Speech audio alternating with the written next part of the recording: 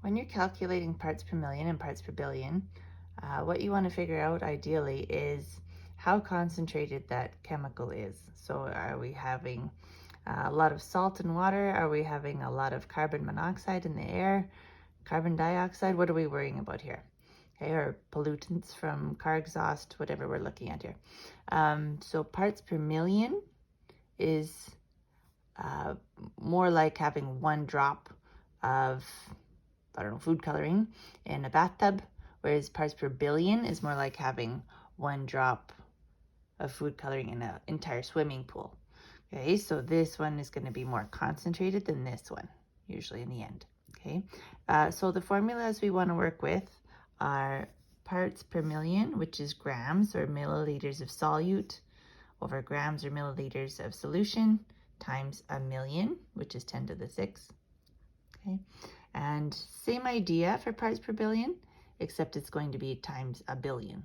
Okay, so we always want to write our formulas. Parts per billion is grams or milliliters of solute. That's the solid part, okay, or what you're dissolving in the solution. And then you have your grams or milliliters of solution times a billion.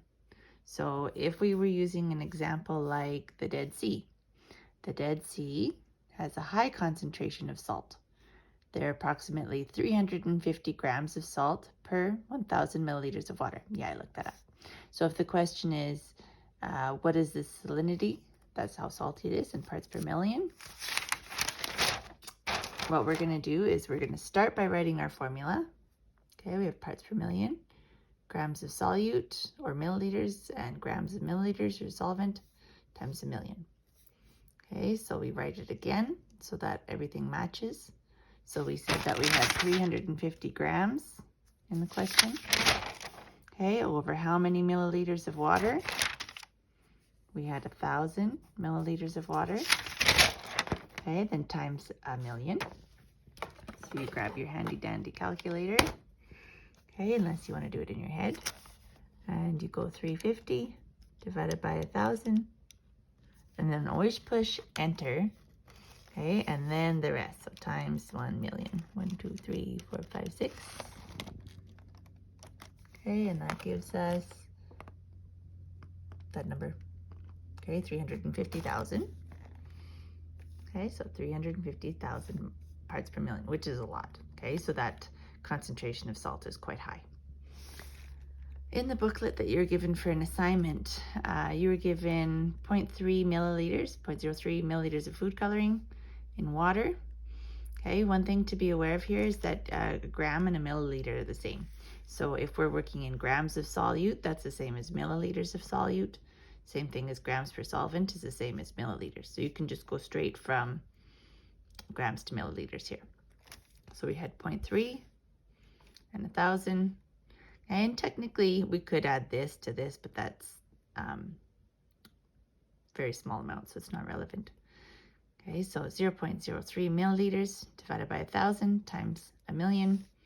We end up with 30 parts per million. So that's not as concentrated as our salty water was. Okay, and your other question in the booklet was B. So Alyssa stirred 30 drops of rubbing alcohol in water to make 1 liter of solution.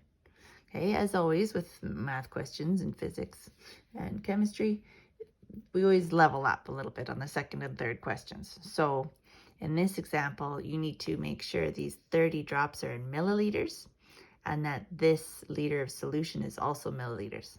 So our first step is to figure out how many drops how many milliliters are there. Okay, we said 30 drops. So 1 drop is 0.05 milliliters. So let's start by figuring out how much rubbing alcohol we have. We have 30 drops times 0.05 milliliters, that's 1.5.